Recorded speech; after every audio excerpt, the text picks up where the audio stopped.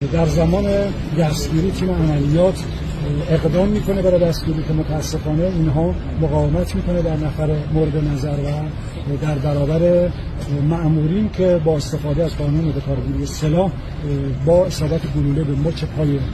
این فرد مصدوم میشه، به بیمارستانی در شمال تهران منتقل میشه، مجددا باز در بیمارستان فرجا بستری میشه، خانواده‌اش میان کنارش قرار میگیرن، اقدامات درمانی انجام میشه، سپس به زندان تهران بزرگ انتقال میشه و در مسیری که از زندان منتقل میشه استفاده کرده، گفته در زندان هم استفاده کردن و خط هوشیاریش میاد پایین و متاسفانه فوت میشه.